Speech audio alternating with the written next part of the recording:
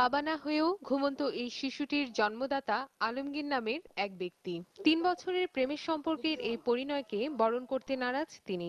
ঘটনা জানাজানির পর বিয়ের কথা বলা হতেই পালিয়ে যান আলমগীর।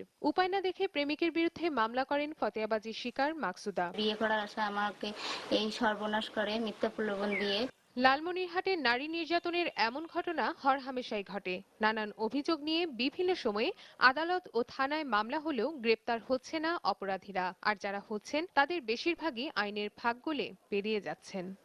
আমাদের উচিত হবে তাকে সামাজিক, ধর্মীয়, আইনগত সহযোগিতা করার, এবং আমরা সবাই যদি একতাবদ্ধ হয়ে এই মেয়েটি আইনগত, প্রশাসনিক, সামাজিকভাবে তাকে আমরা সহযোগিতা করি, অবশ্যই মেয়েটি সমাজের একজন হয়ে উঠবে বলে আমি আশা করি। কি কারণে এমন পরিস্থিতি সৃষ্টি হয়েছে জানতে চাইলে একে অপরকে দুষলেন সংশ্লিষ্টরা। আমাদের এই যে আইনটা আছে, আইনের অনেক দুর্বলতা আছে। এই আইনের দুর্বলতার সুযোগ নিয়ে আজকাল মেয়ের, বিশেষ করে আমি বলবো যে মেয়ে বা মেয়ের অভিভাবক পক্ষ যারা আছে তারা এই আইনটার অপব্যবহার করছে।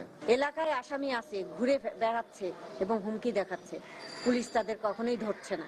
এদিকে মামলার কাজ না এগোনোয় খুলনা নারী ও শিশু নির্যাতন দমন বিশেষ আদালতে বিচারাধীন অবস্থায় জট জমেছে অসংখ্য মামলার।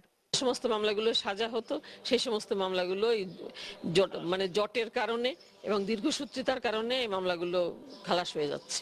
সংকট কাটিয়ে দীর্ঘ অপেক্ষায় থাকা এসব মামলা দ্রুত নিষ্পত্তি হবে এমনটাই প্রত্যাশা ভুক্তভোগীদের। রিফাত নোভা, নিউজ 9, ঢাকা।